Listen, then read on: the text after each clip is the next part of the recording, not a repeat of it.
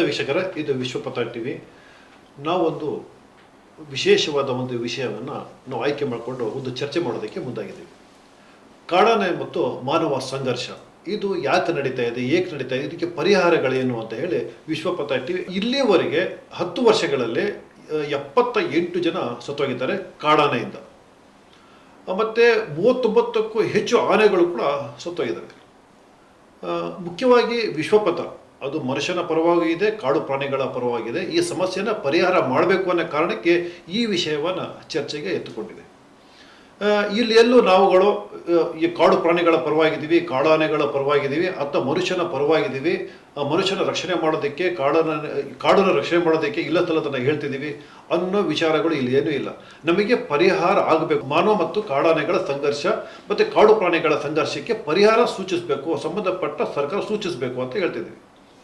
ವಿಶ್ವಪಥ ಏನು ಹೇಳುತ್ತೆ ಅಂತ ಹೇಳಿದ್ರೆ, ಇಲ್ಲಿ ಈ ಕಾಡು ಪ್ರಾಣಿಗಳು ಮಾತ್ರ ಸತ್ತೋಗ್ತಾ ಇದ್ದಾವೆ, ಮನುಷ್ಯನಿಗೆ ಏನು ಆಗ್ತಾ ಇಲ್ಲ ಅಂತನೂ ಅಲ್ಲ. ಮನುಷ್ಯರನ್ನ ಕಾಡಾನೆ ಕೊಲ್ತಾ ಇದೆ, ಕಾಡು ಪ್ರಾಣಿಗಳು ಏನು ಆಗ್ತಾ ಇಲ್ಲ ಅಂತ. ಒಂದು ಅಂಕಿಅಂಶದ ಪ್ರಕಾರ 2021 ಅಂಕಿಅಂಶದ ಪ್ರಕಾರ ಪ್ರತಿದಿನ ಭಾರತ ದೇಶದಲ್ಲಿ ಮನುಷ್ಯ 60 ಜನರನ್ನ ಕೊಲೆ ಮಾಡ್ತಾನೆ. ಮನುಷ್ಯ, ಬುದ್ಧಿವಂತ ಮನುಷ್ಯ ಮತ್ತೊಬ್ಬ ಮನುಷ್ಯನ ಹತ್ಯೆ ಮಾಡುವ ಅಂಕಿ ಸಂಖ್ಯೆ ಎಷ್ಟಪ್ಪ ಅಂದರೆ ಒಂದು ದಿನಕ್ಕೆ 60 ಜನನ ಕೊಲೆ ಮಾಡ್ತಾರೆ. ಮತ್ತೆ 2021 ಒಂದು ಹಾಸನ ಜಿಲ್ಲೆಯ ಅಂಕಿಅಂಶ ಏನಪ್ಪ ಹೇಳ್ತಂದ್ರೆ, ಒಂದು ವರ್ಷದಲ್ಲಿ ಹತ್ಯೆ ಆಗಿರುವ ಸಂಖ್ಯೆ 60. ಮತ್ತೆ ಈ ವರ್ಷ ಡಿಸೆಂಬರಿಗೆ 38 ಜನ ಹತ್ಯೆ ಆಗಿದ್ದಾರೆ. ಇಲ್ಲಿ ಕಾಡು ಪ್ರಾಣಿಗಳೇ ಮನುಷ್ಯನ ಹತ್ಯೆ ಮಾಡ್ತಾ ಇದ್ದೇವೆ ಅಂತಲ್ಲ, ಆದರೆ ನಾವು ಬುದ್ಧಿವಂತ ಮನುಷ್ಯರನ್ನ ಕೂಡ ಹತ್ಯೆ ಮಾಡ್ತಾ ಇದ್ದೇವೆ. ಇದು ಕೂಡ ಚರ್ಚೆ ವ್ಯವಸ್ಥೆ, ಅದು ಕೂಡ ಚರ್ಚೆ ವ್ಯವಸ್ಥೆ. ಆದರೆ ಪರಿಹಾರಗಳು ಎಲ್ಲೋ ಆಗಬೇಕು ಅಂತ ಹೇಳಿ ಎಲ್ಲವರು ತಗೊಂಡೋಗಿ ನಾವು ಕಾಡಾನೆ ಮೇಲೆ ಹಾಕಿ ಕಾಡಾನೆ ಮನುಷ್ಯನನ್ನು ಕೊಂದುಬಿಡ್ತಾ ಇದ್ದಾನೆ, ಪರಿಸರವನ್ನು ನಾಶ ಮಾಡಿಬಿಡ್ತಾ ಇದೆ ಕಾಡಾನೆಗಳು ಅಥವಾ ಅಂಥದ್ದು ಹೇಳೋದಕ್ಕಲ್ಲ, ಹೋಗೋದಿಲ್ಲ ನಾವು. ಮತ್ತು ನಾವು ಮೊನ್ನೆನೇ ಒಂದು ಪರಿಸರ ತಜ್ಞ VP ಹೆಗಡೆ ಅವರ ಹತ್ರ ಒಂದು ಸಂದರ್ಶನ ಕೂಡ ಮಾಡಿದ್ರು. ಅವ್ರು ಹೇಳ್ತಾ ಇದ್ರು, ಮನುಷ್ಯ ಎಷ್ಟು ಬುದ್ಧಿವಂತ ಇದ್ದಾನೆ ಅಂದರೆ ಒಂದು ಕಳೆನಾಶಕ್ಕೆ ಒಂದು ಔಷಧಿನ ಹೊಡಿತಾನೆ, ಅದು ಸೂಕ್ಷ್ಮಾಣು ಜೀವಿಗಳು, ಲಕ್ಷಾಂತರ ಸೂಕ್ಷ್ಮಾಣು ಜೀವಿಗಳು ಅದರಿಂದ ಸತ್ತೋಗ್ಬಿಡ್ತವೆ, ಸಾಯ್ತವೆ ಅಂತ. ಈ ರೀತಿ ಮನುಷ್ಯ ಸ್ವಾರ್ಥಕ್ಕೆ ಪರಿಸರವನ್ನು ಎಷ್ಟು ಬೇಕು ಅಷ್ಟನ್ನು ಹಾಳು ಮಾಡ್ತಾನೆ ಇದ್ದಾನೆ. ಅದು ಕೂಡ ಲೆಕ್ಕಕ್ಕೆ ಬರಬೇಕು ಅಂತ. ನಾನು ಯಾಕೆ ಇದನ್ನು ಹೇಳ್ತಾ ಇದ್ದೇನೆ ಅಂದರೆ, ಈ ಕಾಡಲ್ಲಿ ವಾಸ ಮಾಡುವಂಥ ಕಾಡಾನೆಗಳು ಇಡೀ ಕಾಫಿ ತೋಟಗಳನ್ನು ಹಾಳು ಮಾಡ್ತಿದ್ದಾವೆ, ಪರಿಸರವನ್ನು ಲೂಟಿ ಮಾಡ್ತಿದ್ದಾವೆ, ಮನುಷ್ಯನನ್ನು ತೊಂದರೆ ಕೊಡ್ತಿದ್ದೇವೆ ಅಂತ ನಾವೇನು ಲೆಕ್ಕಾಚಾರ ಹಾಕೋತೀವಿ. ಅದೇ ಲೆಕ್ಕಾಚಾರದಲ್ಲಿ ಮನುಷ್ಯರಿಂದನೂ ಕೂಡ ಕಾಡು ನಾಶ ಆಗ್ತಾ ಇದೆ. ಮನುಷ್ಯನು ಸುಮ್ಮನೆ ಕೂತಿಲ್ಲ. ಎರಡೂ ಕಡೆಯೂ ಕೂಡ ಸೇರಿ ಈ ಸಮಸ್ಯೆಗೆ ಪರಿಹಾರ ಆಗಬೇಕು ಅನ್ನೋ ಕಾರಣಕ್ಕೆ ನಾನು ಹೇಳ್ತಿರೋದು. ಇದು ಯಾಕೆ ಸಮಸ್ಯೆ ಉದ್ಭವ ಆಗಿದೆ, ಯಾಕೆ ಈ ಮಟ್ಟಕ್ಕೆ ಬಂದಿದೆ, ಇದಕ್ಕೆ ಕಾರಣ ಏನೋ, ಇದು ಮನುಷ್ಯ ಕೃತಕವಾಗಿ ಉದ್ಭವಿಸಿರುವಂತಹ ಸಮಸ್ಯೆನೋ ಅಥವಾ ಪ್ರಕೃತಿಯೇ ಇದನ್ನು ಸೃಷ್ಟಿ ಮಾಡಿರುವಂಥ ಒಂದು ಸಮಸ್ಯೆನೋ, ಯಾಕೆ 10-12 ವರ್ಷಗಳ ಹಿಂದೆ ಈ ಸಮಸ್ಯೆ ಇತ್ತಿಲ್ಲ, ಯಾಕೆ ಈಗ ಸಮಸ್ಯೆ ನಮ್ಮನ್ನು ಕಾಡ್ತಾ ಇದೆ, ಇದ್ರ ಬಗ್ಗೆ ನಾವು ಇವತ್ತು ವಿಶೇಷ ಅತಿಥಿ ಹುರುಳಿ ವಿಕ್ರಮ್ ಅವರಿಗೆ ಸರ್, ನಿಮಗೆ ಈ ಕಾರ್ಯಕ್ರಮಕ್ಕೆ ಆತ್ಮೀಯವಾಗಿ ನಾನು ಸ್ವಾಗತಿಸಿದೆ ಸರ್. ಮತ್ತು ಜೊತೆಯಾಗಿ ನಮ್ಮ ಜೊತೆ ಇದ್ದಾರೆ ನಮ್ಮ ಪ್ರಧಾನ ಸಂಪಾದಕರಾದ RP ವೆಂಕಟೇಶ್ ಮೂರ್ತಿ ಅವರು. ಈ ಒಂದು ಸಮಸ್ಯೆ ಬಹಳ ಗಂಭೀರವಾಗಿದೆ. ಆ ಗಂಭೀರವಾಗಿರುವ ಹಿನ್ನೆಲೆಯಲ್ಲಿ ವಿಶ್ವಪಥ ಟಿವಿ ಈ ಸಮಸ್ಯೆಯನ್ನು ಕೈಗೆತ್ತಿಕೊಂಡಿದೆ. ಇದನ್ನು ಹಂತ ಹಂತವಾಗಿ ಚರ್ಚೆ ಮಾಡಬೇಕು ಅಂತಲೂ ಕೂಡ ಮುಂದೆ ಬಂದಿದೆ. ಈ ಮೊದಲನೇದಾಗಿ ನಾನು ಹುರುಳಿ ವಿಕ್ರಮ್ ಅವರಿಗೆ ನನ್ನ ಪ್ರಶ್ನೆ ಏನಪ್ಪ ಅಂತ ಹೇಳಿದ್ರೆ, ನಿಮ್ಮ ದೃಷ್ಟಿಕೋನದಲ್ಲಿ ಯಾಕೆ ಈ ಸಮಸ್ಯೆ ಉದ್ಭವವಾಗಿದೆ ಅಂತ? ಆನೆಗಳು ಬುದ್ಧಿವಂತ ಜೀವಿ. ಮನುಷ್ಯನ ಬಿಟ್ಟರೆ ಹಾವುಗಳು ಅಂತಾರೆ, ನಾಗರಹಾವುಗಳು, ಅದು ಇತ್ತೀಚಿನ ಸಂಶೋಧನೆ ಪ್ರಕಾರ ಅದು ಸುಳ್ಳು ಅಂತಾಗಿದೆ. ಮನುಷ್ಯನ ಬಿಟ್ಟರೆ ರಿವೆಂಜ್ ತೀರಿಸೋದು ಅಂದರೆ ಹಗೆತನ ಅದನ್ನ ಆನೆಗಳು, ಅದು ವಂಶಾವಳಿಯಲ್ಲೇ ಬಂದಿದೆ. ಆನೆಗಳು ಸೇಡು ತೀರಿಸ್ಕೊಳ್ತವೆ. ಆನೆಗಳು ಇದ್ದಕ್ಕಿದ್ದಂಗೆ, ನಮ್ಮ ಸಕಲೇಶಪುರದ ಆನೆಗಳು ಇದ್ದಕ್ಕಿದ್ದಂಗೆ ಇಷ್ಟು ರೋಷಾವೇಶ ಆಗೋದು, ಮನುಷ್ಯರ ಮೇಲೆ ದಾಳಿ ಮಾಡೋದು ಕಾರಣ ಮೇಯ್ನ್ ನಮ್ಮ ಮಲೆನಾಡು ಹಳ್ಳಿಯರು. ಒಂದು ಆನೆ ಕಂಡಲ್ಲಿ ಗುಂಡು ಹೊಡಿತಾ ಇದ್ದಾರೆ. ಫಾರೆಸ್ಟ್ ಡಿಪಾರ್ಟ್ಮೆಂಟರು ಈಗ ಒಂದು ವಲಯಗಳು ಅಂತ ಮಾಡ್ಕೊಬಿಟ್ಟಾರೆ. ನಿಮ್ಗೆ ಸ್ವಲ್ಪ ವಲಯಗಳ ಬಗ್ಗೆ ಹೇಳ್ತೀನಿ. ಸಕಲೇಶಪುರ ಅಲ್ಲಿ ಅರ್ಕಲಗೂಡು ವಲಯ, ಆಮೇಲೆ ಸಕಲೇಶಪುರ ತಾಲೂಕಲ್ಲಿ ಎಸ್ಲೂರು ವಲಯ, ಸಕಲೇಶಪುರ ವಲಯ, ಆಲೂರು ವಲಯ, ಬೇಲೂರು ವಲಯ, ಮೂಡಿಗೆರೆ ವಲಯ, ಆಲ್ದೂರು ವಲಯ ಮತ್ತು ಚಿಕ್ಕಮಗಳೂರು ವಲಯ. 8 ವಲಯಗಳು ಇವರು. ಅವ್ರು ಡಿಸ್ಟಿಕ್ ಬಿಟ್ಟಾಕಿ ನಮ್ಮದು ಬಾರ್ಡರ್ ನಾನು ಹೇಳೋ. ಈಗ ಆಲೂರು ವಲಯಕ್ಕೆ ಆನೆ ಬಂದು ಅಷ್ಟೊತ್ತಿಗೆ ಅಲ್ಲೊಬ್ಬ ರೇಂಜರ್ ಇರ್ತಾನೆ, ಏಯ್ ಓಡಿಸ್ರವ ಅಂತ ಪಟಾಕಿ ಎಲ್ಲ ತಗೊಂಡೋಗಿ, ಆಮೇಲೆ ಸರ್ಕಾರದವ್ರು ಕೊಟ್ಟಿರೋ ಕೋವಿಗಳಿದ್ದಾವೆ, 5 ಶಾಟ್ ಗನ್ಗಳೆಲ್ಲ ಇದೆ, ಕಾಟ್ರೇಜ್ಗಳಿದ್ದಾವೆ, ಪುಸ್ಕಟೆ ಹೋಗಿ ಸಿಕ್ಕಾಪಟ್ಟೆ ಹೊಡೆದು ಅದನ್ನ ಅಲ್ಲಿಂದ ಆಲೂರಿಂದ ನಮ್ಮ ಸಕಲೇಶ್ಪುರ ಬಾರ್ಡ್ರಿಗೆ ದಾಟಿಸ್ತಾರೆ. ಸಕಲೇಶ್ಪುರದಲ್ಲಿ ಕಾಯ್ತಾ ಇರ್ತಾರೆ ಇವರು, ಟಾಮ ಅಂತ ಹೊಡೆದು ಪಟಾಕಿ ಹೊಡೆದು ಈ ಕಡೆಗೆ ದಾಟಿಸ್ತಾರೆ. ಹೀಗೆ ವಲಯಗಳನ್ನ ದಾಟಿಸ್ತಾ ಹೋದಾಗ ಅದರಲ್ಲಿ 3 ದಿವಸ ಮರಿ ಇರ್ತವೆ, 6 ತಿಂಗಳು ಮರಿ ಇರ್ತವೆ, ಆಮೇಲೆ ಹೀಗೆ ಆಮೇಲೆ ಗರ್ಭಿಣಿ ಆನೆಗಳಿರ್ತವೆ, ಅವು ಎಲ್ಲವೂ ಇರ್ತವೆ. ಗರ್ಭಿಣಿ ಅಂದರೆ ಆಮೇಲೆ ಏನು ಆಗ್ತದೆ ಅಂದರೆ ಇವ್ರ ಮನೆ ಅಂದರೆ ಆನೆಗಳು ಒಂಥರ ಫುಟ್ಬಾಲ್ ಆದಂಗೆ ಆಗಿಬಿಟ್ಟವೆ. ಆ ಕಡೆಯಿಂದ ಒಬ್ಬೊಬ್ಬ ಆ ಟೀಮವ್ರು ಬಾಲ್ ಒದೆಯೋದು, ಈ ಕಡೆಯಿಂದ ಒಬ್ಬ ಒದೆಯೋದು. ಬಾಲಿಗೆ ಗೊತ್ತು ಕಷ್ಟ ಏನು ಅಂತ, ಅದು ಬಾಲ್ ಥರನೇ ಆಗಿಬಿಟ್ಟವೆ ಆನೆಗಳು. ಇವ್ರ ಮನೆ ಈ ಫುಟ್ಬಾಲ್ ಆಟದಲ್ಲಿ ಎಷ್ಟು ಆನೆಗಳು ಅಪರ್ಷನ್ ಆಗಿದ್ದಾವೆ ನಿಮ್ಗೆ ನಾನು ಕೊಡ್ತೀನಿ. ಅವು ಇಲ್ಲಿ ನಿಮಗೆಲ್ಲ ಗೊತ್ತು, ನೀವೆಲ್ಲ ವರದಿ ಮಾಡಿರಿ. ಕಾಫಿ ತೋಟದಲ್ಲಿ ಅಲ್ಲೆಲ್ಲಿ ಆನೆಗಳು ಮರಿಗಳು ಅಪರ್ಷನ್ ಆಗಿ ಕೊಳತು ಬಿದ್ದು ಮರಿಗಳನ್ನ ನಾವು ಕಾಣ್ತಾಯಿದ್ದೀವಿ. ಕೆಲವು ಆನೆಗಳು 18 ತಿಂಗಳು, 19 ತಿಂಗಳು, 20 ತಿಂಗಳು. ಏಷ್ಯಾದ ಆನೆಗಳಿಗೂ ಗರ್ಭ 20 ತಿಂಗಳು, ಆಫ್ರಿಕಾದ ಆನೆಗಳಿಗೆ 22 ತಿಂಗಳು. ಅಂಥ ಆನೆಗಳು ಆಮೇಲೆ ಮರಿಗಳು ಅಪರ್ಷನ್ ಆಗಿದ್ದು, ಗುಂಡೋಡ್ಸ್ಕೊಂಡಿರೋದು, ಜೊತೆಗೆ ಮಲಗಕ್ಕೆ ಬಿಡೋಕ್ಕಿಲ್ಲ ಪಟಾಕಿ ಹಾಕೋದು, ಆಮೇಲೆ ಒಂದೊಂದು ಕರೆಂಟ್ ಕೊಟ್ಟು ಸಾಯಿಸಿರೋದು, ಇಂಥದ್ದನ್ನೆಲ್ಲ ನೋಡಿ ಆಮೇಲೆ ಫಾರೆಸ್ಟ್ನವ್ರಿಗೂ ಸಿಕ್ಕಾಪಟ್ಟೆ ಗುಂಡು ಹೊಡಿತಾರೆ. ಇವೆಲ್ಲ ನೋಡಿ ಆನೆಗಳು ರೊಚ್ಚಿದ್ದಾವೆ. ಅವುಗಳ ವಂಶವಾಹಿನಿಯಲ್ಲೇ ಬಂದಿದೆ ಸೇಟ್ ತೀರ್ಸ್ಕೊಳ್ಳೋಂಥದ್ದು ಮನೋಭಾವನೆ. ಅವುಗಳು ಏನು ಮಾಡ್ತಾರೆ, ಇಲ್ಲಿ ಅವನೋ ಗುಂಡು ಹೊಡಿತಾನೆ, ಇಲ್ಲ ಇನ್ನೇನೋ ಮಾಡ್ತಾನೆ, ಅಲ್ಲಿ ಹೋಗಿ ಯಾರೋ ಒಬ್ಬ ಅಮಾಯಕನ್ನು ಸಾಯಿಸಿ ಸೇಟ್ ತೀರ್ಸ್ಕೊಂತಿದ್ದಾವೆ. ಸೇಟ್ ತೀರ್ಸ್ಕೊಳ್ಳೋ ವಿಚಾರಗಳ ಬಗ್ಗೆ ನೀವು ಸುಮಾರು ಕಾರಣಗಳು ಇನ್ನೊಂದು ಸತಿ ಬೇಕಾದ್ರೆ ಇನ್ನೊಮ್ಮೆ ಹೇಳ್ತೀನಿ. ಹಾಗಾಗಿ ಆನೆಗಳು ಈ ಮಟ್ಟಕ್ಕೆ ಬಂದು ಮುಟ್ಟಿರ್ಬೇಕಾದ್ರೆ ಮನುಷ್ಯನ ಹಿಡಿದು ಸಾಯಿಸೋಕ್ಕೆ ಕಾರಣನೇ ಈ ಕಾರಣ. ಅದ್ರ ಜೊತೆಗೆ ಆನೆಗಳನ್ನೆಲ್ಲ ಡಾಟ್ ಮಾಡಿ ಫಾರೆಸ್ಟ್ನರು ಆ ಪಕ್ಕದ ಆನೆ ಬಿದ್ದಿರೋದು ನೋಡಿ, ಆ ರೀತಿಯೂ ಆನೆಗಳಿಗೆಲ್ಲ ಭಾರಿ ಸಮಸ್ಯೆಗಳಿದ್ದಾವೆ. ಆನೆಗಳು ರೊಚ್ಚೆದ್ದಿದ್ದಾವೆ. ಹಾಗಾಗಿ ಮನುಷ್ಯನ ಮೇಲೆ ಸೇಡ್ ತೀರ್ಸ್ಕೊಂತಿದ್ದಾವೆ. ಅದು ಇನ್ನೂ ಒಂದು ಕಾರಣ, ಭತ್ತ ತಿನ್ನಕ್ಕೆ ಹೋದಾಗ ಮನುಷ್ಯರು ಪಟಾಕಿ ಓಡಿಸಿದಾಗಲೂ ಅದನ್ನೂ ಅವು ತಿಳ್ಕೊಳ್ತವೆ. ಅವೇನು ನಮ್ಮ ತಿನ್ನಕ್ಕೆ ಬಿಡ್ತಾ ಇಲ್ಲ, ನಮ್ಗೆ ಆಹಾರ ನಮ್ಮ ಹೊಟ್ಟೆಗೆ ತಿನ್ನಕ್ಕೆ ಬಿಡ್ತಾ ಇಲ್ಲ, ಎಲ್ಲ ಅವರೇ ತಿಂತಿದ್ದಾರೆ ಅನ್ನೋ ಮನೋಭಾವನೆಯಲ್ಲೂ ಇರ್ತವೆ ಆನೆಗಳು ಇದೆ. ಆ ಕಾರಣದಿಂದ ಆನೆಗಳನ್ನು ಮನುಷ್ಯರನ್ನು ಹಿಡಿದಿಡು ಸಾಯಿಸ್ತಾ ಇದ್ದಾವೆ. ನಾವು ಎಲ್ಲೋ ನೋಡಿ, ನಾನು ಪಶ್ಚಿಮ ಘಟ್ಟದಲ್ಲಿ ಎಷ್ಟು ಆನೆಗಳ ಹತ್ರಕ್ಕೆಲ್ಲ ಹೋಗಿದ್ದೀನಿ. ನಮ್ಮ ಸ್ಮೆಲ್ಲು 1 ಕಿಲೋಮೀಟ್ರ್ ದೂರಕ್ಕೆ ಬಿದ್ದರೂ ಆನೆಗಳು ಓಡ್ತವೆ. ಆದರೆ ಇಲ್ಲಿ ಆನೆಗಳು ಹಂಗಲ್ಲ, ಮೊಬೈಲ್ ರಿಂಗ್ ಆದಲ್ಲಿಗೆ ಬರ್ತವೆ, ಸ್ಮೆಲ್ ಹಿಡ್ದಲ್ಲಿ ಬರ್ತವೆ, ಮರದ ಮೇಲೆ ಹತ್ಕೋತನು ಮರ ಸುತ್ತ ತಿರುಗ್ತವೆ. ಅದು ಸಕಲೇಶ್ಪುರದ ಆನೆಗಳು ಮಾತ್ರ ಆ ರೀತಿ. ಯಾಕೆಂದರೆ ಊರೊಳಗೆ ಬಂದು ಸೇರ್ಕೊಂಡವೆ. ಪಾಪ ಬಡವರು ಸಾಮಾನ್ಯದವರು ಭತ್ತ ಬೆಳೆದಿರ್ತಾರೆ, ಅವ್ರದ್ದು ಏನೋ ಕನಸು, ವರ್ಷದ ಊಟ ಎಲ್ಲ ಒಂದೇ ದಿವಸ ತಿಂತಾವವು, ಅವರು ಆನೆ ಮೇಲೆ ಹೊಡಿತಾರೆ. ಹೀಗೆಲ್ಲ ಆಗೋದ್ರಿಂದ ಆನೆಗಳು ಸೇಡ್ ತೀರ್ಸ್ಕೊಂತ ಇದ್ದಾವೆ. ಆನೆಗಳು ಈಗ ರೊಚ್ಚೆದ್ದವೆ. ಸಾಮಾನ್ಯ ಚಿಕ್ಕ ಆನೆ ನೋಡಿ, ಈಗ ಒಂದು ಭಾರಿ ಚಾಲ್ತಿಯಲ್ಲಿದೆ ಇತ್ತೀಚೆಗೆ, ಅದಕ್ಕೊಂದು ಹೆಸರಿಟ್ಟರೆ. ಅದು ಫಸ್ಟು ಕಾನನಹಳ್ಳಿ ರಿಸರ್ವ್ ಫಾರೆಸ್ಟಲ್ಲಿ ಕಾಣಿಸ್ಕೊಂತದೆ. ಆ ಆನೆನ ಇನ್ನೊಂದು ಮಕರ ಆನೆ ದತ್ತು ತಗೊಂಡು ಸಾಕ್ತಾಯಿತ್ತು. ಅದ್ರ ಕತೆ ಹೇಳೋಕ್ಕೋದ್ರೆ ಸುಮಾರಿದೆ. ಈ ಕೊರೋನಾ ಟೈಮಲ್ಲಿ ಎಲ್ಲ ಕಡೆ ಲಿಕ್ಕರ್ನ ಬ್ಯಾನ್ ಮಾಡಿರಲ್ಲ, ಆವಾಗ ಈ ದತ್ತು ಪುತ್ರನ ಕರ್ಕೊಂಡು ಒಂದು ಮಕನ ಆನೆ ಬಂದು ನಮ್ಮ ಹಾನ್ಬಾಳೆಯಿಂದ ಮುಂದೆ ಮಗ್ಜಳಿ ಫಾಲ್ಸ್ ಅಂತ ಒಂದು ಫಾಲ್ಸ್ ಇದೆ ಸದ್ಯಕ್ಕೀಗ. ಆ ಫಾಲ್ಸ್ ಭಾರಿ ಫೇಮಸ್ ಆಗಿದೆ.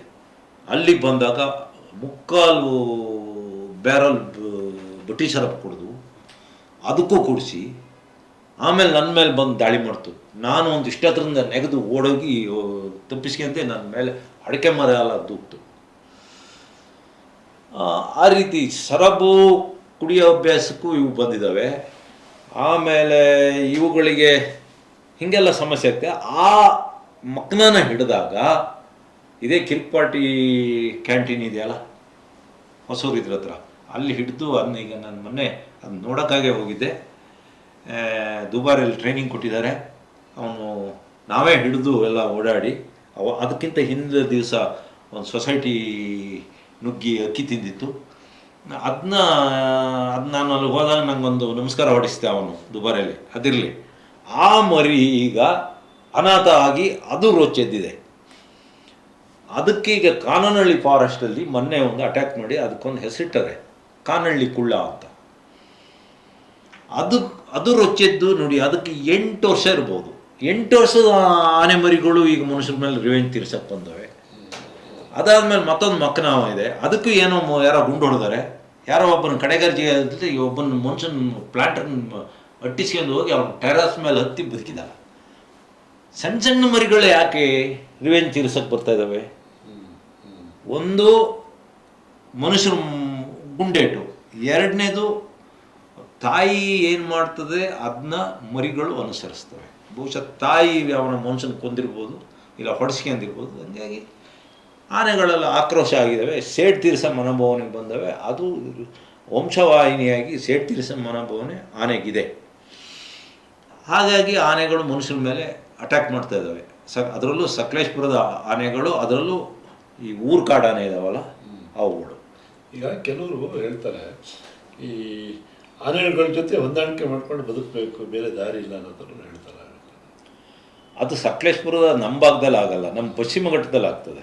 ಪಶ್ಚಿಮ ಘಟ್ಟದಲ್ಲಿ ನೋಡಿ, ಕಾಡ್ಮನೆ ಎಸ್ಟೇಟಿಗೆ ನಾನು ಈಗಲ್ಲ, ನಾನೊಂದು 25-30 ವರ್ಷದಿಂದಲೂ ನೋಡ್ತಾ ಇದ್ದೀನಿ.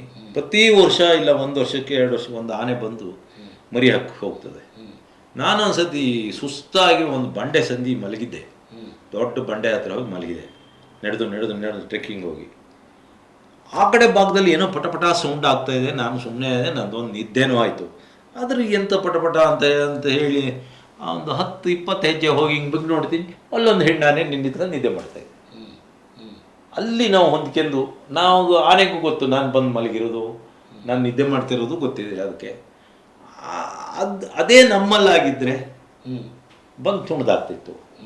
ಪಶ್ಚಿಮ ಘಟ್ಟದ ಭಾಗದಲ್ಲಿರೋ ಆನೆಗಳಿಗೆ ಯಾರೂ ಗುಂಡೊಡೆಯಲ್ಲ. ಅವು ಮನುಷ್ಯರ ಹತ್ರ ಹೊಂದ್ಕೊಂಡು ಬದುಕು ನೋಡಿ. 15 ಆನೆ ಈಗ ನಮ್ಮ ಅಗ್ನಿ ಭಾಗದಲ್ಲಿ ಈಗಲೂ ಇದೆ. ಅವು ಪಶ್ಚಿಮ ಘಟ್ಟದ ಆನೆ. ಮನುಷ್ಯರು ಸ್ಮೆಲ್ ಹೊಡೆದ್ರೆ ಮಾತಾಡಿರು ಓಡ್ತವೆ, ಲಾಟ ಅಂತ ಸೌಂಡ್ ಮಾಡ್ಕೊಂಡು. ಯಾಕೆಂದರೆ ಅವಕ್ಕೆ ಯಾರು ಏನೂ ಮಾಡಿಲ್ಲ. ಅದೇ ಇಲ್ಲಿ ಆನೆಗಳು ನಮ್ಮದು ಮೊಬೈಲ್ ರಿಂಗ್ ಆದ್ರೆ ಸಾಕು, ಕಾಡೊಳಗೆ ಈ ಕರಡಿ ಅಂತ ಹಿಡಿತಿಲ್ವ ಆನೆ. ಅವತ್ತೊಂದು ನಾನು ಅಲ್ಲಿ ಕಾನಹಳ್ಳಿ ಫಾರೆಸ್ಟಲ್ಲಿ ಮೊಬೈಲ್ ಹಿಡ್ಕೊಂಡು ರಿಂಗ್ ಆಗ್ತಾಯಿದೆ, ಹಿಡ್ಕೊಂಡ್ವಿ, ಸೈ ಅಂತ ಬಂದೇ ಬಿಡ್ತು ರಿಂಗ್ ಆದಲ್ಲಿಗೆ. ಹಾಗಾಗ್ತಾಯಿದೆ. ಹೊಂದ್ಕೊಂಡು ಬದುಕ್ಬೋದು. ಹೊಂದ್ಕೊಂಡು ಬದುಕೋಕ್ಕಿಂತ ಮೊದಲು ಈ ಗುಂಡೊಡೆಯೋದು ಇವೆಲ್ಲ ನಿಲ್ಲಿಸ್ಬೇಕು. ಕರೆಂಟ್ ಕೊಟ್ಟು ಸಾಯಿಸೋದು, ದಂತಕ್ಕಾಗಿ ಗುಂಡು ಹೊಡಿತಾ ಇದ್ದಾರೆ. ಕೇವಲ ನೋಡಿ, ಬಿಸಿಲೆ ಘಾಟ್ ಭಾಗದಲ್ಲಿ ಒಂದು 5-6 ಹಳ್ಳಿಯಲ್ಲಿ 15ಕ್ಕೂ ಹೆಚ್ಚು ಆನೆಗಳನ್ನು ಹೊಡೆದ್ರು, ಗುಂಡು ಹೊಡೆದ್ರು, ವಿಷ ಹಾಕಿರು, ಕರೆಂಟಿಗೆ ಸಿಕ್ಸೋದು, ಹೀಗೆಲ್ಲ ಆಗ್ತಾಯಿದ್ದಾವೆ.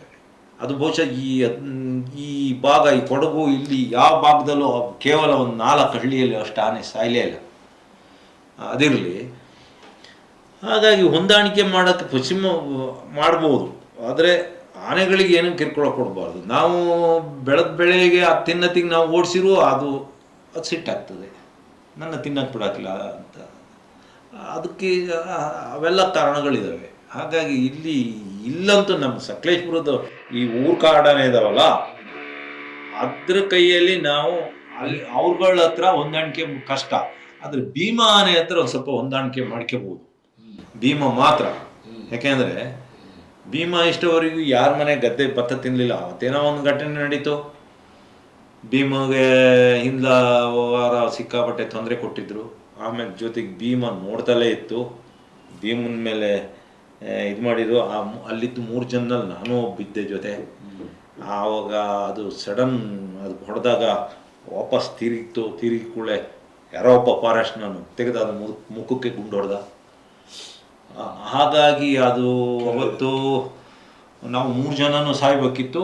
ಅವರು ವೆಂಕಟೇಶ್ ಅಣ್ಣ ಕಾಡಿಗೆ ಓಡಿ ಹೋಗಿ ಸೈಡಿಗೆ ಹೋಗಿ ನಮ್ಮನ್ನೆಲ್ಲ ಬದುಕಿಸಿರು. ಅವರು ಹೋಗಲಿಲ್ಲ ಅಂದರೆ ನಾವು 3 ಜನ ಸಾಲ ಮೇಲೆ ಹೋಗ್ತಿದ್ದು. ನಮ್ಮಿಂದ 20 ಅಡಿ ದೂರದಲ್ಲಿತ್ತು ಅಷ್ಟೇ. ಇನ್ನೇನು ಹೊಡಿತದೆ. ನಾವು ಯಾರೋ ಒಬ್ಬ ಮನುಷ್ಯ ನಾನು ಸಾಯ್ತೀನಿ ಅಂತ 100% ಯೋಚನೆ ಮಾಡಿ ಆಮೇಲೆ ಬದುಕಿರೋದು ಅಂದರೆ ಅದರಲ್ಲಿ ನಾನು ಒಬ್ಬಿರ್ಬೋದು. ನಾನು ಪೂರ್ತಿ ಆಸೆ ಬಿಟ್ಟಿದ್ದೆ. ಅದು ಭೀಮನ ಹತ್ರ ನಾವು ಹೊಂದಾಣಿಕೆ ಮಾಡ್ಬೋದು. ನೋಡಿ, ವಡೂರ ಹತ್ರ ಒಂದು ದಿವಸ ಭೀಮ ನಡ್ಕ ಬರ್ತಾ ಇದ್ದ. ಅಲ್ಲಿ ನಾನು ಇದ್ದೆ. ಅಲ್ಲೇ ಪಕ್ಕದ ಮನೆಯೊಬ್ಬ ಭೀಮ ಬಂದ ಅಂತ ಒಂದು ಬಾಳೆಗೊನೆ ತಂದು ಇಟ್ಟ. ಭೀಮ ಬಂತು, ಹಿಂಗೆ ನಿಂತ್ಕೊಂಡ ಸುತ್ತ ಎಲ್ಲ ನೋಡಿದು, ಒಂದು 2-3 ಬಾಳೆ ಹಣ್ಣು ತಿಂದ, 1-2-3 ಮೈ ಮೇಲೆ ಬಿಸಾಕ್ತೆ. ಅಷ್ಟೊತ್ತಿಗೆ ಯಾವುದೋ ಒಂದು ಕತ್ರಿನೇ ಕೊಯ್ಯೇ ಅಂತ ಬಗ್ಲ್ತಾ ಹೋಯ್ತು. ಅದಕ್ಕೆ ಸ್ವಲ್ಪ ಬೇಜಾರಾಯಿತು, ಬಿಟ್ಟು ಹೋಯ್ತು. ಭೀಮನ ಹತ್ರ ನಾವು ಹೊಂದಾಣಿಕೆ ಮಾಡ್ಕೋಬೋದು. ಒಂದಾನೆ ಮಾತ್ರ. ಈ ಹೆಣ್ಣಾನೆಗಳಂತೂ ನೋಡಿ, ಹೆಣ್ಣಾನೆಗಳು ಎಷ್ಟು ಡೇಂಜರ್ ಅಂದರೆ, ಮೊನ್ನೆ 1 ವಾರದ ಹಿಂದೆ ಅಲ್ಲಿ ಬೇಡಿ ಎಸ್ಟೇಟ್ ಅಂತ ಇದೆ ಕೋಗೋಡ ಹತ್ರ. ಅಲ್ಲಿ ನಮ್ಮ ಕಡೆ ಹುಡುಗರು ಯಾವಾಗ ಹೋಗಿದ್ದಾವೆ ಫೋಟೋ ತೆಗಿಯೋಕ್ಕೆ ಅಂತ, 3-4 ಹೆಣ್ಣಾನೆಗಳು ಅಟ್ಟಿಸ್ಕೊಂಡು ಬಂದವೆ. ಅದೇನೋ ಪುಣ್ಯಕ್ಕೆ ಯಾವುದೋ ಒಂದು ಲೇಬರ್ ಕ್ವಾರ್ಟರ್ಸ್ ಇದೆಯಲ್ಲ, ಅದು ಬಾಗಿಲಿರ್ಲಿಲ್ಲಂತೆ, ಅದರೊಳಗೆ ಹೋಗಿ ನುಗ್ಗ್ಯಾರೆ. ಎಲ್ಲ ಬಂದು ಬಾಗಿಲಲ್ಲಿ ನಿಂತವೆ. 100 ಮೀಟ್ರ್ ಅಟ್ಟಿಸ್ಕೊಂಡು ಬಂದವೆ. ಈ ಆನೆಗಳಿಂದ ತಪ್ಪಿಸ್ಕೊಳ್ಳೋದು ಕಷ್ಟ ಏನೋ ಎದುರಾದರೆ? ಆನೆಗಳಿಂದ ತಪ್ಪಿಸ್ಕೊಳ್ಳೋದು ಕಷ್ಟನೇ. ಒಂದು ಮಾತು ಹೇಳ್ತಾರೆ, ಆನೆ ನಿನ್ನ ನೋಡೋಕ್ಕಿಂತ ಮೊದಲು ನೀನು ಆನೆ ನೋಡ್ಬೇಕು, ನೋಡಿ ಓಡು ಅಂತ. ಭಾರಿ ಕಷ್ಟ ತಪ್ಪಿಸ್ಕೊಳ್ಳೋದು. ಅದರಲ್ಲೂ ದೊಡ್ಡ ರೋಬಸ್ಟ ಗಿಡಗಳಾದರೆ ಕಾಫಿ ತೋಟದಲ್ಲಿ ಸುಮಾರು 12 ಅಡಿ ಎತ್ತರ ಎಲ್ಲ ಇದ್ದರೆ ಆನೆ ಕಣ್ಣಿಂದ ಕೆಳಗಡೆ ಏನು ಕಾಣಲ್ಲ. ಅದು ಹಿಂಗೆ ಸೊಂಡ್ಲು ಬಿಟ್ಕೊಂಡು ಬರ್ತವೆ. ಹೀಗೆ ಆ ಟೈಮಲ್ಲಿ ನಾವು ನಿಂತ್ಕೊಂಡು ಹಿಂಗೆ ಓಡಬಾರ್ದು. ಈ ನಾಯಿ ಥರ 4 ಕಾಲಲ್ಲಿ ನಮ್ಮ ಓಡಿದೆ ಅದು ಹಿಂಗೆ ಸೊಂಡ್ಲು ಬಿಡ್ತದಲ್ಲ, ಇಲ್ಲ ಹಿಂಗೆ ಹೊಡಿತದಲ್ಲ, ಅವಾಗ ತಪ್ಪಿಸ್ಕೋಬೋದು. ಫಸ್ಟು ಸೊಂಡ್ಲ ಹೀಗೆ ಹೊಡೆದು ಬೀಳಿಸಿ ಆಮೇಲೆ ಸುಣಿಯೋದು. ಇಲ್ಲ ಅಕಸ್ಮಾತ್ ಹತ್ರಕ್ಕೆ ಸಿಕ್ಕಿ ಹಿಂಗೆ ಮಾಡ್ತದ್ ಬಿಟ್ರೆ, ಇಲ್ಲ ಅಂದರೆ ಹಿಂಗೆ ಹೊಡೆಯೋದೇ ಜಾಸ್ತಿ. 250-300 kg ತೂಕನ ಆನೆ ಸೊಂಡ್ಲಿಂದ ಎತ್ತದೆ. ಅಷ್ಟು ಸ್ಟ್ರಾಂಗ್ ಅದು ಸೊಂಡ್ಲು. ಹಾಗಾಗಿ ಆನೆಗಳ ಹತ್ರ ತಪ್ಪಿಸ್ಕೊಳ್ಳೋದು ಅಷ್ಟು ಸುಲಭ ಇಲ್ಲ.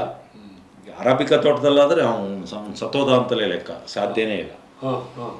ಆದರೆ ಕೆಲವು ಆನೆಗಳು, ಸಾಮಾನ್ಯ ಆನೆಗಳೆಲ್ಲ ಒಂದು 30 ಅಡಿ 40 ಅಡಿ ದೂರ ಬಂದು ಹೆದರಿಸಿ ಹೋಗ್ತವೆ. ನೋಡಿ, ಈಗ 1 ವಾರದ ಹಿಂದೆ ನಾನು ಅಲ್ಲಿಗೆ ಹೋಗಿದ್ದೆ. ನಾನು ಸಾಯಂಕಾಲ ಆಯಿತು ಹೋಯ್ತು. ಅದಕ್ಕೆ ಬೆಳಿಗ್ಗೆ ಒಂದು ಮಳೆ ಬಂತು ನಮ್ಮಲ್ಲಿ. ಮೊನ್ನೆ ಸೈಕ್ಲೋನಲ್ಲಿ ಬೆಳಿಗ್ಗೆ ಮಳೆ ಬಂತು. ಆವಾಗ ಭೀಮ ಅದ್ರ ಪಾಡಿಗೆ ಅದು ನಿಂತಾಗ ಇಲ್ಲಿ ಯಾವನೋ ಒಬ್ಬ ಚೇಷ್ಟೆ ಮಾಡಿ ಈ ETF ಹುಡುಗ ಒಬ್ಬ ಕಲ್ಲು ಹೊಡೆದು ಅದ್ರ ಪಾಡಿಗೆ ಅದು ನಿಂತಿತ್ತು. ಆಮೇಲೆ ಅಟ್ಟಿಸ್ಕೊಂಬಂತು. ಬಂದಾಗ ಅದಕ್ಕೆ ಕಂಟ್ರೋಲ್ ಸಿಕ್ಕಲಿಲ್ಲ. ಅದ್ರ ಹೆಜ್ಜೆ ಮುಂದಕ್ಕೆ ಜಾರಿ ನಿಂತ್ಕೊಂತು. ಇಲ್ಲ ಅಂದ್ರೆ 4-5 ಜನ ಅದು ಹೊಡೆದಾಗ್ತಿತ್ತು. ಕಾರಣ ಏನು? ಅದ್ರ ಪಾಡಿಗೆ ಅದು ನಿಂತಾನೆ ಕಲ್ಲು ಹೊಡೆಯೋದು ತಪ್ಪಲ್ವ? ಹೀಗೆ ಚೇಷ್ಟೆ ಮಾಡಿ ಕೆಲವರು ಸಾಯ್ತಾರೆ. ಕೆಲವು ಟೈಮು ಆನೆಗಳು ಏಕಾಏಕಿ ದಾಳಿ ಮಾಡ್ತವೆ. ತಪ್ಪಿಸ್ಕೊಳ್ಳೋದು ಕಷ್ಟ. ಈಗ ನೀವು ಸುಮಾರು ಸಲ ಆನೆ ಹತ್ರ ಹೋಗಿ ನಿಮಗೇನು ತೊಂದರೆ ಆಗಲಿಲ್ಲ? ನಿಮಗೇನು ಭಯ? ಯಾವಾಗ? ತುಂಬ ಸಲ ಆನೆ ಹತ್ರ. ಹೌದು, ನಾನು ಸಾಮಾನ್ಯಕ್ಕೆ ಒಂದು ಸ್ವಲ್ಪ ಮನೆಯಿಂದ ಹೋಗ್ಬೇಕಾದ್ರೆ ಮಳೆಗಾಲ ಆದರೆ ಈ ಮುಖಕ್ಕೆ ಹಾಕ್ತಾರಲ್ಲ ಪೌಡ್ರು, ಆ ಪೌಡ್ರ್ ಒಂದಿಷ್ಟು ಇಟ್ಕೊಂಡು ಹೋಗ್ತೀನಿ. ಇಲ್ಲಿ ಬೇಸಿಗೆಲಾದರೆ ನಾನು ಅಲ್ಲಿ ಒಣಗಿದ ಮಣ್ಣು ತಗೊಂಡು ಹಿಂಗೆ ಬಿಟ್ಕೊಂತ ಹೋಗ್ತೀನಿ. ಆವಾಗ ಗಾಳಿ ಬೀಸೋದಿಕ್ಕೆ ಗೊತ್ತಾಗ್ತದೆ. ಮಳೆಗಾಲದಲ್ಲಿ ಆದರೆ ಮಣ್ಣು ಒದ್ದೆ ಇರ್ತದಲ್ಲ, ಈ ಪೌಡ್ರ್ ತಗೊಂಡು ಹಿಂಗೆ ಬಿಸಾಕ್ತೀನಿ. ಆವಾಗ ಗಾಳಿ ಹೋಗೋ ದಿಕ್ಕು ಗೊತ್ತಾಗ್ತದೆ. ಯಾವತ್ತು ಯಾರೇ ಆಗಲಿ ಆನೆ ಇರೋ ಕಡೆಗೆ ನಮ್ಮ ಗಾಳಿ ಬೀಸಬಾರ್ದು. ಆನೆ ಕಡೆಯಿಂದ ಗಾಳಿ ನಮಗೆ ಬೀಸಿದ್ದು ನಾವು ಆನೆ ಹತ್ರಕ್ಕೆ ಹೋದ್ರೂ ಏನಾಗಿರಲಿಲ್ಲ. ನಾವು ಒಂದೊಂದ್ಸತಿ ಆನೆ ಹತ್ರಕ್ಕೆ ಹೋಗ್ತೀವಿ, ಯಾಕತ್ತ ಆ ಕಡೆಯಿಂದ ಆನೆ ಕಡೆಯಿಂದ ನಮಗೆ ಗಾಳಿ ಬೀಸ್ತಾ ಇರ್ತದೆ.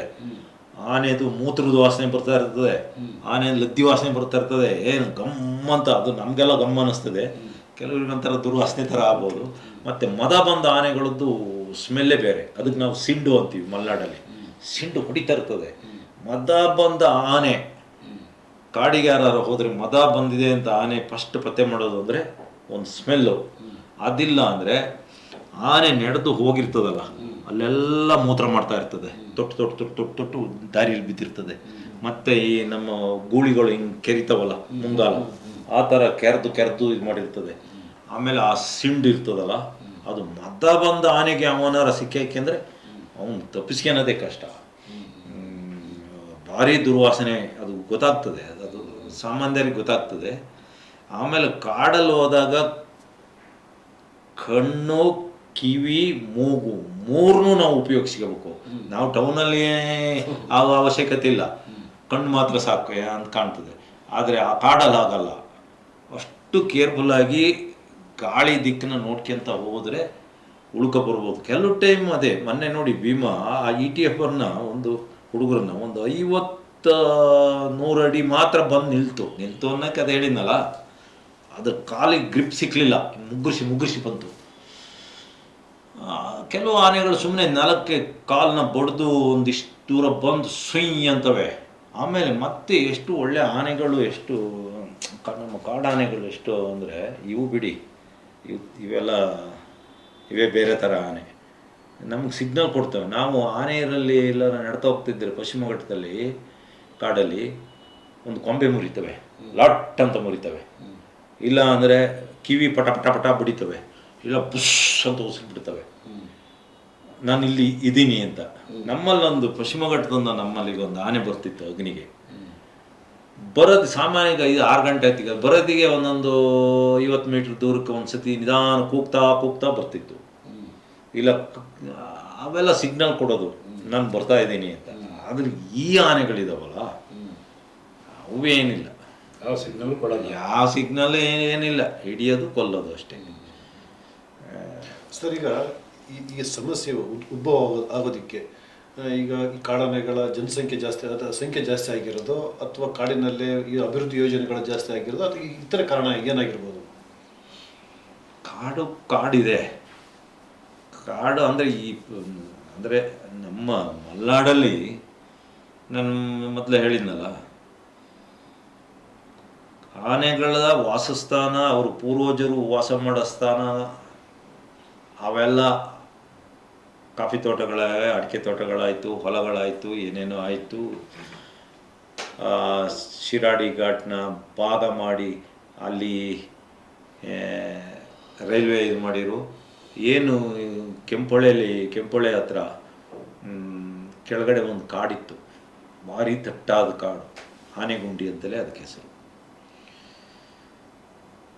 ಕೊಡಗು ಆ ಭಾಗದಿಂದ ಬಂದ ಆನೆಗಳು ಅಲ್ಲಿಂದ ಪುಷ್ಪಗಿರಿ ಇಳಿದು, ಕುಮಾರ ಪರ್ವತ ಇಳಿದು, ಅಲ್ಲಿಂದ ಅಲ್ಲೊಂದು ಅಡ್ಡೊಳೆ ಅಂತ ಹರಿಯುತ್ತೆ, ಸೋಮವಾರಪೇಟೆ ಕಡೆಯಿಂದ ಬರೋ ಒಂದು ಗಿರಿಹೊಳೆ. ಆ ನದಿ ಹೆಸರೇ ಕೆಳಗಡೆ ಕುಮಾರಧಾರ ಆಗಿದ್ದು. ಅಲ್ಲಿಂದ ಬಂದ ಆನೆಗಳು ಕಾಗಿನೆರೆಗೆ ಬಂದು, ಕಾಗಿನೆರೆಯಿಂದ ಕೆಂಪೊಳೆ ಇಳಿದು ನಮ್ಮ ಎತ್ತಿನಹೊಳೆಗೆ ಅಲ್ಲಿ ಕೆಂಪೊಳೆ ಅಂತ ಹೆಸರು. ಅಲ್ಲಿಂದ ಬಂದು ನಮ್ಮ ಅರಮನೆ ಗದ್ದೆ ಹತ್ತಿ ಭಾಗದಲ್ಲಿ ಅಲ್ಲೆಲ್ಲ ಹಿಂಗೆ ವಿ ಶೇಪ್ ಇರೋದ್ರಿಂದ ಆ ಮಧ್ಯದಲ್ಲಿ ಆನೆಗಳದ್ದು ಕಾರಿಡಾರ್ ಇರೋದು, ಅದ್ರ ಮಧ್ಯದಲ್ಲಿ ಹಳ್ಳದಲ್ಲಿ ಈಗ ಬಂದು ಅಲ್ಲಿಂದ ಬಂದ ಆನೆಗಳು ಆ ಕಾರಿಡಾರ್ಗಳೆಲ್ಲ ಈಗ ಅದೆಲ್ಲ ಕಾರಿಡಾರ್ಗಳು ಮುಚ್ಚೋಗಿದ್ದಾವೆ. ಆಮೇಲೆ ಆ ದಾರಿಗಳು ಬಂದು ಹೀಗೆ ದೊಡ್ಡ ಕಾಡು ಹೀಗೆ ಬರ್ತಾ ಇದ್ದು ಕಾಡುಗಳೆಲ್ಲ ಮುಚ್ಚೋದು. ಆನೆಗಳೆಲ್ಲ ಊರೊಳಗಿಂದ ಬಂದು ಆಕಸ್ಮಿಕವಾಗಿ ಊರೊಳಗೆ ಬಂದ ಆನೆಗಳು ಕಾಡಿಗೆ ಹೋಗೋಕ್ಕೆ ಸಾಧ್ಯನೇ ಇಲ್ದಂಗಾಯಿತು. ಏನು ರೈಲ್ವೆ ದಾರಿಗಳೆಲ್ಲ ಮುಚ್ಚೋದು, ಏನು ನಾನು ಹೇಳಿದ್ನಲ್ಲ ಏನು ಆನೆಗುಂಡಿ ಅಂತ, ಆ ಕಡೆಯಿಂದ ಇಲ್ಲ ಈ ಕಡೆ ಕುದುರೆಮುಖ ಅದರಿಂದ ಆಚೆಯಿಂದ ಬಂದ ಇದು ಚಿಕ್ಕಮಗಳೂರು ಜಿಲ್ಲೆಯಿಂದ ಬಂದ ಆನೆಗಳು ಅಲ್ಲಿ ಬಂದು ಶಿರಾಡಿ ರೋಡಿಂದ ಮುಂದೆ ಹೋಗಿ ಆನೆಗುಂಡಿಯಲ್ಲಿ ಅಲ್ಲಿ ಒಳ್ಳೆ ತಂಪು ಜಾಗ, ಒಳ್ಳೆ ನೀರಿತ್ತು, ಅಲ್ಲಿ ಆನೆಗಳು ಮರಿ ಹಾಕೋದು, ಇಲ್ಲ 2-3 ದಿವಸ ಅಲ್ಲಿ ರೆಸ್ಟ್ ತಗೊಂಡು ಎಲ್ಲ ಹೋಗ್ತಿತ್ತು. ಯಾವಾಗ ಅಲ್ಲಿಂದ 100 ಮೀಟ್ರು 200-250 ಮೀಟ್ರ್ ದೂರದಲ್ಲಿ ರೈಲ್ವೆ ದಾರಿ ಹೋಯಿತು, ಅಲ್ಲಿಂದ ಕಲ್ಲು ಎಲ್ಲ ವಾಡ್ದು ಗೊತ್ತಲ್ಲ ಎಲ್ಲ ಉರುಳಿಸಿ ಕಂಪ್ಲೀಟ್ ಆನೆಗುಂಡಿ ನಾಶ ಆಗೋಯ್ತು. ಇನ್ನು 4 ವೇ ಮಾಡಿರಿ ಈ ಸತಿ. 4 ವೇ ದಸಿಂದ ಆನೆಗೆ ಉಳಿದಿರೋದೇ 4 ಕಿಲೋಮೀಟ್ರ್ ಎಡೆಹಳ್ಳಿಯಿಂದ ಹೊಸೂರು ಕ್ಯಾಂಟೀನ್ವರೆಗೂ. ಅಲ್ಲಿ ಆನೆಗೆ ದಾಟಕ್ಕೆ ಆಗ್ತಲೇ ಇಲ್ಲ. ಇವೆಲ್ಲ ಕಾರಣಗಳು, ಕಾರಿಡಾರು ವಾಸಸ್ಥಾನಗಳು, ಏನು ಆಲೂರು ಭಾಗದ ಮಗ್ಗೆ ಅಲ್ಲಿ ಆನೆ ಮಲಗ್ತಿರೋ ಜಾಗಕ್ಕೆಲ್ಲ ಕಲ್ಕೊರೆ ಮಾಡಿ ಸರ್ಕಾರಿ ಜಾಗದಲ್ಲಿರೋ ಕಲ್ಲುಗಳನ್ನೆಲ್ಲ ಇಲ್ಲೀಗಲ್ ಆಗಿ ಅದನ್ನ ಬ್ಲಾಸ್ಟ್ ಮಾಡ್ತಾಯಿದ್ದಾರೆ. ಆನೆಗಳಿಗೆಲ್ಲ ಅತಂತ್ರ ಆಗ್ಯವೆ. ಬರೀ ಮನುಷ್ಯರು ಈ ಭೂಮಿ ಮೇಲೆ, ಭೂಮಿ ಸೃಷ್ಟಿಯಾಗಿರೋದು ಕೇವಲ ಮನುಷ್ಯರಿಗಾಗಿ ಮಾತ್ರ ಅಲ್ಲಲ್ಲ, ಇಲ್ಲಿ ಇರೋ ಜಲಚರಗಳಿರ್ಬೋದು, ಕೀಟಗಳು ಎಲ್ಲವಕ್ಕೂ ಬದುಕೋ ಹಕ್ಕುಂಟು. ಇವ್ರ ಮನೆದೆ ನೋಡಿ ಇವರು ಉದ್ಧಾರ ಆಗದೆ ನೋಡೋಕೆ ಹೋದರೆ ಬಂಡೆ ಎಲ್ಲ ಹೊಡೆದು ಆನೆಗಳ ಅತಂತ್ರ ಆಗಿ ಇವತ್ತು ಅಲ್ಲಿವರೆಗೂ ಹೋಗಿ ಆಲ್ದೂರಿಂದ ಆಚೆಯವರೆಗೂ ಸಕಲೇಶ್ಪುರದ ಆನೆ. ನಾನಲ್ಲಿ ಹೋಗ್ತಾ ಇರ್ತೀನಿ ಸಕಲೇಶ್ಪುರದ, ನನ್ನ ಗಾಡಿ KA46 ನೋಡಕ್ಕಲೇ ಸಕಲೇಶ್ಪುರದವ್ರು ಬಂದರು, ಏನು ಆನೆ, ನಿಮ್ಮ ಆನೆ ನಮ್ಗೆ ಹಿಂಗೆ ಮಾಡ್ತವೆ ಅಂತ ನನಗೆ ಹೇಳ್ತಾರೆ ಕೆಲವರು. ಅಂದರೆ ಆನೆಗೆ ಇಂಥ ಊರು ಗಡಿ ಇಲ್ಲ. ಆ ಕಡೆ ಮ್ಯಾನ್ಮಾರಿಂದ ನೇಪಾಳದವ್ರಿಗೆ ಹೋಗ್ತವೆ, ಈ ಕಡೆನೂ ಹೋಗ್ತವೆ. ಇಲ್ಲಿ ಆನೆಗೆ ಗಡಿ ಇಲ್ಲ, ನಮಗೆ ಮಾತ್ರ ಗಡಿ ಇರೋದು. ಅವೇ ನಮ್ಮ ಆನೆ ಅಲ್ಲ ಅಂತ ನಾನೇನ ಹೇಳಿ ಬರೋದವ್ರಿಗೆ. ಹಾಗೆ ಆನೆಗಳಿಗೆ ನೆಲೆನೇ ಇಲ್ಲ. ಹಾಗಾಗಿ ಆ ಆನೆಗಳು ಅತಂತ್ರ ಆಗಿದ್ದಾವೆ. ಬರೀ ಈಗ ನಮಗೇನು ಆನೆಗಳೇ ಮನುಷ್ಯನೆಲ್ಲ ವಿರೋಧಿಗಳೇನಲ್ಲ. ಮನುಷ್ಯರು ಬದುಕಲಿ, ಆನೆನೂ ಬದುಕಲಿ. ಅದ್ರ ಮಧ್ಯದಲ್ಲಿ ಒಂದು ಪರಿಹಾರ ಕಂಡುಹಿಡಿಯೋಕ್ಕಾಗಲ್ವ? 3-4 ಸರ್ಕಾರ ಆಯಿತು. ಹಿಂದೆ ಕಾಂಗ್ರೆಸ್ ಗೌರ್ಮೆಂಟ್ ಬಂದಿತ್ತು, ಆವಾಗ ಇಲ್ಲಿ ಎಲ್ಲ ಜಾಗ ಕೊಡ್ತೀವಿ, ಅದೆಂಥದೋ ಮಾಡ್ತೀವಿ ಅಂದರು. ಅದಕ್ಕಿಂತ ಹಿಂದೆ ಒಂದು BJP ಗೌರ್ಮೆಂಟ್ ಎಂಥದೋ ಇತ್ತು, ಇನ್ನೆಂಥ ಚೌ ಸರ್ಕಾರ ಇತ್ತು. ಅವರೆಲ್ಲ ಏನು ಮಾಡ್ತಾರೆ? 25 ವರ್ಷದಿಂದ ಏನು ಮಾಡ್ತಾಯಿದ್ದಾರೆ? ಯಾಕೆ ಅದನ್ನ ಕಂಡು ಹಿಡಿಯೋಕ್ಕಿಲ್ಲ? ನೀರೇ ಇಲ್ಲದ ಎತ್ತಿನೊಳೆನ ಕೋಟಿ 4-5 ಎಲೆಕ್ಷನಿಗೆಲ್ಲ ಖರ್ಚು ಮಾಡ್ಕೊಂಡು 15-20 ವರ್ಷದಿಂದ ಅಷ್ಟೊಂದು ದುಡ್ಡು ಪುಡಿ ಮಾಡ್ತಾಯಿದ್ದಾರಲ್ಲ. ಆನೆಗಳಿಗೆ ಏನು ಪರಿಹಾರ ಕಂಡು ಹಿಡಿದ್ರಿ? ಏನಿಲ್ಲ. ಸರಿ, ಇಷ್ಟು ಜನ ಸತ್ತೋಗ್ತಾ ಇದ್ದಾರಲ್ಲ, ಬರೀ ದುಡ್ಡು ಏರಿಸ್ತಾ ಹೋಗ್ಬಿಟ್ರೆ ನಾನು ನೋಡಂಗೆ 1 ಲಕ್ಷದಿಂದ ಈಗ 15 ಲಕ್ಷ 20 ಲಕ್ಷವರೆಗೆ ಮುಟ್ಟಿದ್ದಾರೆ. ಸರಿ, ದುಡ್ಡು ಕೊಟ್ಟಿದ್ದೆ ಕೈ ತೊಳ್ಕೊಬಿಟ್ರೆ ಮನೆ ಯಜಮಾನ ಇಲ್ಲ, ಅವ್ರ ರಥ ಸಂಬಂಧ, ಆ ಬಾಂಧವ್ಯ, ಅದಕ್ಕೆಲ್ಲ ದುಡ್ಡಲ್ಲಿ ಕೊಳ್ಳೋಕ್ಕಾಗ್ತದೆ? ಸರ್ಕಾರ ದುಡ್ಡು ಕೊಟ್ಟು ಅದನ್ನೆಲ್ಲ ಕೊಳ್ತಾ ಇದೆ ಅನ್ನಿಸ್ತಾ ಉಂಟು ನನಗೆ.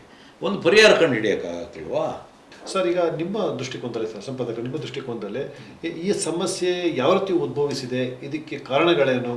ಇದು ಮನುಷ್ಯನೇ ಕೃತಕವಾಗಿ ಪ್ರಾರಂಭ ಮಾಡಿರೋದ ಅಥವಾ ಈ ಪ್ರಕೃತಿಯಲ್ಲಿ ಸೃಷ್ಟಿ ಮಾಡಿರೋದ? ಇದ್ರ ಬಗ್ಗೆ ನಿಮ್ಮ ಇದು ಮುಖ್ಯವಾಗಿ ಮನುಷ್ಯನೇ ಮುಖ್ಯವಾದ ಕಾರಣ. ಯಾಕೆಂದರೆ ಮೊದಲೇ ಈ ಸಮಸ್ಯೆ ಏನು ಅಭಿವೃದ್ಧಿ ಆಗ್ತಾ ಬಂದಂಗೆ ಏನಾಗ್ತಾ ಇದೆ ಅಂದರೆ, ಈಗ ವಿಕ್ರಮ್ ಅವರು ಹೇಳಿದ ರೀತಿಯಲ್ಲಿ ಹೆದ್ದಾರಿಗಳಾಯಿತು, ರೈಲ್ವೆ ಟ್ರ್ಯಾಕ್ ಆಯಿತು, ಆಮೇಲೆ ಇದರಲ್ಲಿ ಪಶ್ಚಿಮ ಘಟ್ಟದ ಒಳಗಡೆನೇ ನಾವು ಇದನ್ನು ಏನು ಜಲ ವಿದ್ಯುತ್ ಉತ್ಪಾದನೆ ಮಾಡಲಿಕ್ಕೆ ಕೊಟ್ವಿ. ಎತ್ತಿನಹೊಳೆ ಪ್ರಾಜೆಕ್ಟ್ ಬಂತು, ಅದರಿಂದ ಕಾರಿಡಾರ್ ಡ್ಯಾಮೇಜ್ ಆಗ್ತಾ ಬಂತು, ಬ್ಲಾಸ್ಟಿಂಗ್ ಆಗ್ತಾ ಬಂತು. ಈ ಥರ ಆಮೇಲೆ ಅವು ಕಾಡಾನೆಗಳು ತೆಗ್ದಿದ್ದ ಜಾಗಗಳನ್ನೇ ತಗೊಂಡೋಗಿ ನಾವು ಕಾಫಿ ತೋಟಗಳನ್ನು ಮಾಡಿದ್ವಿ. ಈ ಥರ ಮನುಷ್ಯನೇ ಮುಖ್ಯವಾದಂಥ ಕಾರಣ. ಯಾವ ಪ್ರಾಣಿಗಳು ಕೂಡ ಅವು ಊಟ ತಿಂಡಿ ಬಿಟ್ಟರೆ, ಕುಡಿಯೋ ನೀರು ಬಿಟ್ಟರೆ ಬೇರೆ ಏನು ಮಾಡೋಕ್ಕೆ ಹೋಗಲ್ಲ. ಅವ್ರೇನು ಮನೆ ಕಟ್ಟಕ್ಕೆ ಹೋಗಲ್ಲ, ಇನ್ನೊಂದು ಮಾಡೋಕ್ಕೆ ಹೋಗಲ್ಲ, ಏನು ಮಾಡೋದಿಲ್ಲ. ಅವರು ಸಹಜವಾಗಿ ಬದುಕಿರೋದು. ಮನುಷ್ಯನೇ ಇವತ್ತು ಪ್ರಕೃತಿ ಮೇಲೆ ಸಂಪೂರ್ಣ ಹಕ್ಕು ನಂದು ಮನೋಭಾವನೆ ಇಟ್ಕೊಂಡೆ ಮನುಷ್ಯ ಹೊರಟಿರೋದ್ರಿಂದ ಇವತ್ತು ಪರಿಸರ ಭಾಳ ವಿನಾಶಕ್ಕೆ ತಲುಪುವಂಥ ಒಂದು ಹಂತಕ್ಕೆ ತಲುಪಿದೆ. ಅನೇಕ ಸಮಸ್ಯೆ, ಇದು ಕಾಡಾನೆ ಸಮಸ್ಯೆ ಮಾತ್ರ ಅಲ್ಲ, ಹಲವಾರು ಸಮಸ್ಯೆಗಳಲ್ಲಿ ನಾವು ನಿಸರ್ಗದ ವಿರುದ್ಧ ಹೋಗ್ತಾ ಇದ್ವಿ. ಈಗ ನಾವು ನಿಸರ್ಗಕ್ಕೆ ನಮಿಸಿ ನಾವು ಈಗ ಮಾಡಿರುವಂಥ ತಪ್ಪುಗಳಿಗೆ ಭೂಮಿ ತಾಯಿನ ಕ್ಷಮೆ ಕೋರಿ ಒಂದು ಹೊಸ ಆಲೋಚನೆ ಮಾಡಬೇಕಾದಂಥ ಸಂದರ್ಭಕ್ಕೆ ತಲುಪಿದ್ವಿ ಅಂತೇಳಿ ನನಗನ್ನಿಸ್ತಾ ಇದೆ. ಸಮಸ್ಯೆ ಭಾಳ, ಆನೆ ಮತ್ತು ಮನುಷ್ಯರ ಸಮಸ್ಯೆ ಭಾಳ ಸಂಘರ್ಷ ತುಂಬ ತೀವ್ರವಾಗ್ತಾ ಇದೆ. ಈ ಸಮಸ್ಯೆಗೆ ಒಂದು ಪರಿಹಾರ ಹುಡುಕುವಂಥ ಪ್ರಯತ್ನವನ್ನು ನಮ್ಮ ವಿಶ್ವಪಥ ಚಾನಲ್ ಮುಖಾಂತರ ಒಂದು ಚರ್ಚೆಯನ್ನು ಆರಂಭ ಮಾಡಿದ್ವಿ. ಇದು ಹೀಗೆ ನಡೀತಾ ಏನಾದರೂ ಒಂದು ನಿರ್ದಿಷ್ಟವಾಗಿ, ತುಂಬ ಜನ ಸಮಸ್ಯೆ ಬಗ್ಗೆ ಹೇಳ್ತಾ ಇದ್ದಾರೆ, ನಾವು ಪರಿಹಾರ ಕೂಡ ಹುಡುಕೋ ಕಡೆಗೆ ಪ್ರಯತ್ನ ಮಾಡೋಣ.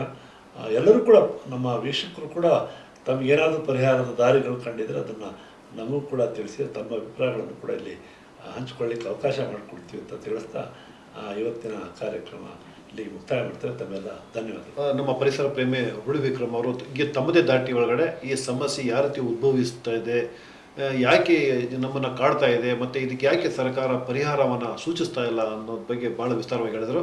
ಈ ಕಾರ್ಯಕ್ರಮಕ್ಕೆ ಬಂದು ತಮ್ಮ ಅಭಿಪ್ರಾಯನ ಹಂಚಿಕೊಂಡಂತಹ ಹುಳಿ ವಿಕ್ರಮ್ ಅವರಿಗೆ ವಿಶ್ವಪಥ ಬಳಗದ ಪರವಾಗಿ ವಂದನೆಗಳು ಸರ್. ಮತ್ತು ಈ ಕಾರ್ಯಕ್ರಮನ ನಮ್ಮ ಪ್ರಧಾನ ಸಂಪಾದಕರಾದ ಆರ್ ವೆಂಕಟೇಶ್ ಮೂರ್ತಿ ನಡೆಸ್ಕೊಟ್ಟಿದ್ದಾರೆ, ಅವರು ಕೂಡ ವಂದನೆಗಳು.